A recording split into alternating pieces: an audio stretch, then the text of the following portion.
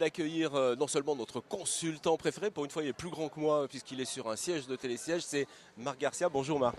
Bonjour Franck. Et puis ça nous fait très plaisir d'accueillir Perrine Pellen. Bonjour Perrine. Bonjour. Alors c'est une grande histoire entre vous deux, puisque Marc, vous savez, nous présente ses amis et des champions.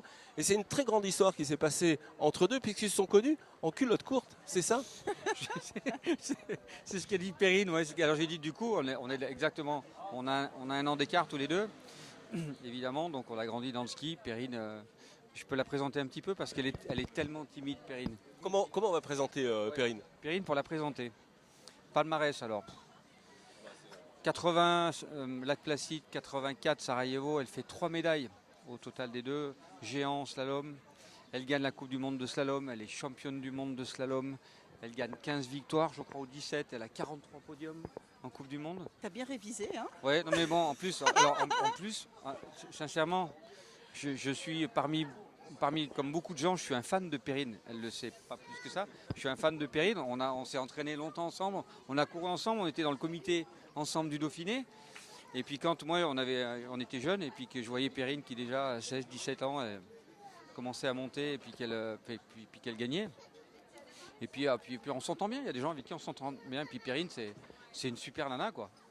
C'est une super nana, Perrine. Oh là là, tu vas me faire rougir. Qu'est-ce qui reste Tu veux boire quelque chose, Marco? Perrine, qu'est-ce qui reste de tout ça, justement? Oh, que des bons souvenirs. C'est vrai que... Non, mais c'est vrai de voir Marco, ça nous renvoie à nos débuts. Ouais. C'est vrai que équipe de France, on est de la même génération. Donc moi, je faisais partie du GUC, Grenoble Université Club, Grenoble. Tandis que, voilà, il faisait partie des stations. Hein. C'était l'Alpe d'Huez avec...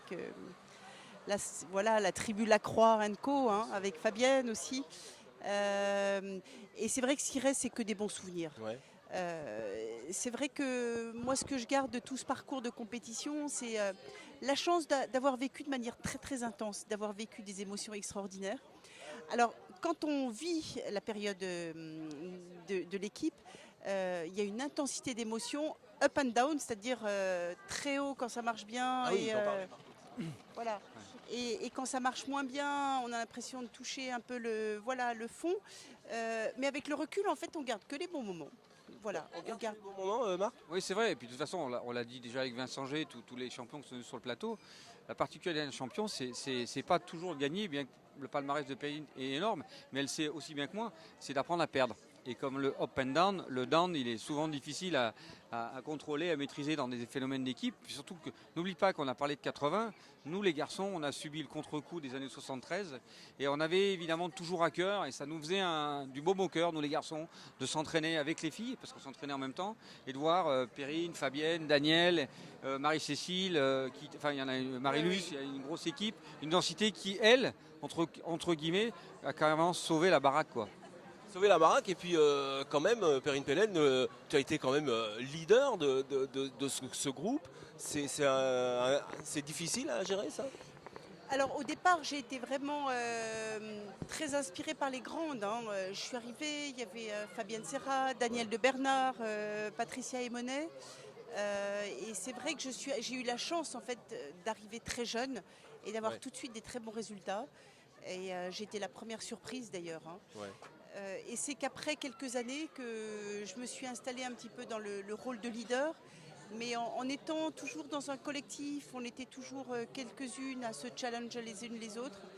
Et c'est vrai que quand on parle de sport de haut niveau, quand on parle de performance, de résultats, c'est vrai qu'il faut avoir être sur le plan technique, être en très grande forme, physique, mentale. Mais je dis toujours qu'il y a aussi quelquefois, il faut avoir un petit peu de chance, quoi. Ah, C'est-à-dire, la chance. oui, moi je crois beaucoup.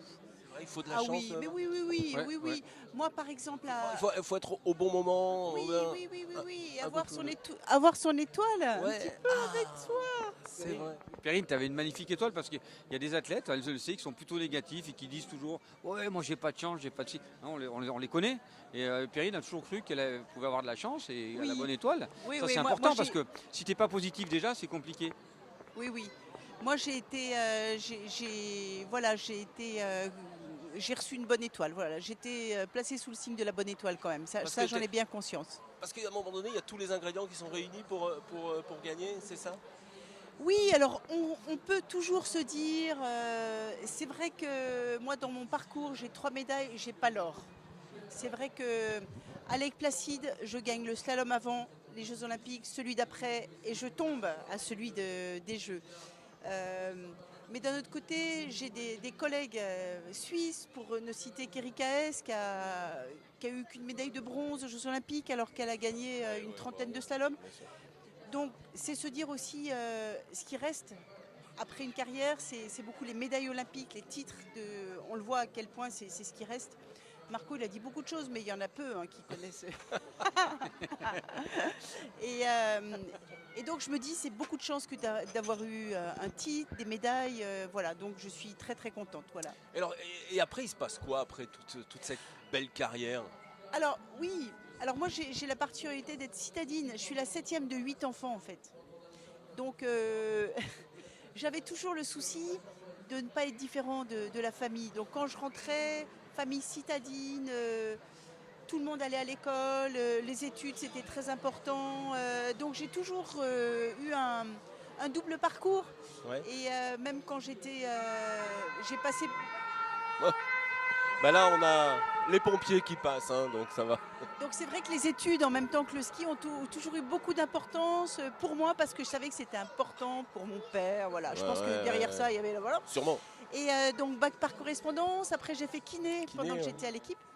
Et puis je me suis toujours projeté le souci, j'avais peur un petit peu de l'après. Ah. Parce qu'il faut dire quand même que c'est, et je le dis même aux jeunes de maintenant, c'est une forme de deuil quand on arrête.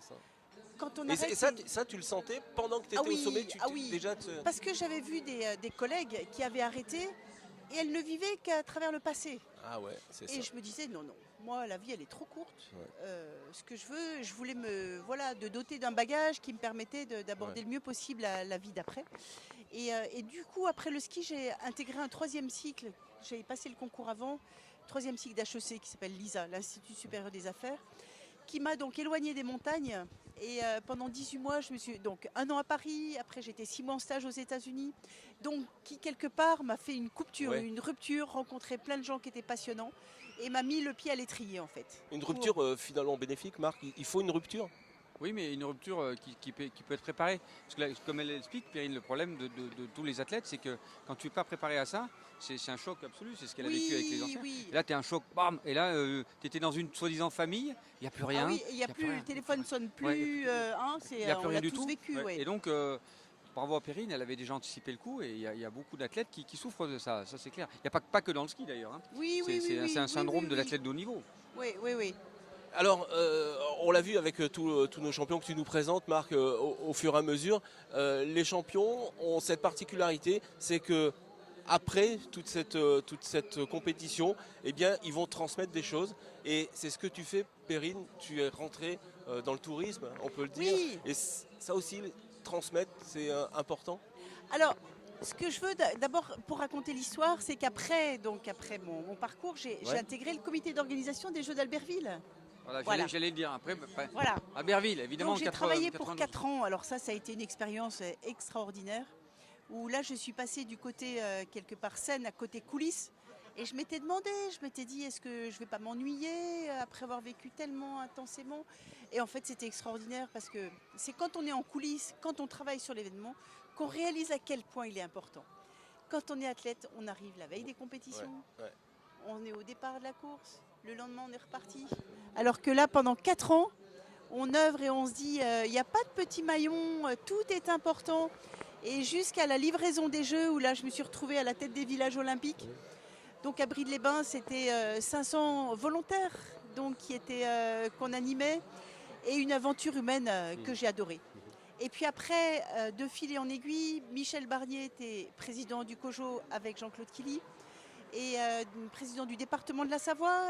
Et il m'a proposé en fait de rester en Savoie pour faire en fait des grands événements, des moyens de développement et de promotion touristique. Et c'est là qu'on trouve la passerelle. Voilà. Et j'ai rejoint l'agence touristique départementale de la Savoie qui depuis 10 ans s'est mariée avec la Haute-Savoie et qui a fondé ce qu'on appelle Savoie Mont Blanc Tourisme qui va fêter ses 10 ans cette année. Et donc c'est vrai que c'est beaucoup de bonheur que de pouvoir travailler pour une structure, un territoire comme celui-là. C'est 114 stations, c'est 4 grands lacs. 9000 moniteurs. Voilà, c'est 15 domaines skiables. Voilà. Donc c'est un terrain de jeu incroyable. Et c'est important que j'allais dire cette marque, mais le nom de Perrine Pellen soit associé à ça. C'est primordial En fait, pour le territoire. Primordial, non. Rien n'est Non, non, primordial. elle est modeste, sincèrement. Oui. Moi, je dis oui. Je dis oui. Perrine, non, je suis pas d'accord avec elle. Ah ouais. Non. Évidemment. Non, je pense que quelque part, c'est vrai que j'ai par mon vécu, la connaissance des stations, j'ai une manière de la raconter, et puis j'adore ça. Donc j'ai une manière de la raconter qui, je pense, peut donner envie. Voilà, elle reste très modeste, comme tous les champions. La modestie et la simplicité règnent dans ce caractère de champion. Bah, tu sais que comme Perrine, quand tu es au niveau, tu n'as rien besoin de prouver, quoi. Tu l'as déjà fait pour toi-même, après pour ton pays. Tu t'es rendu compte, Perrine, de la masse du fan club que tu pouvais drainer? Non, mais je rigole pas. J'ai une anecdote là-dessus d'ailleurs. Elle va rigoler après. Non, mais est-ce que tu t'es rendu compte du fan club? Alors, tu sais que je suis très très ami avec Laurent Gérard. J'aime bien la raconter.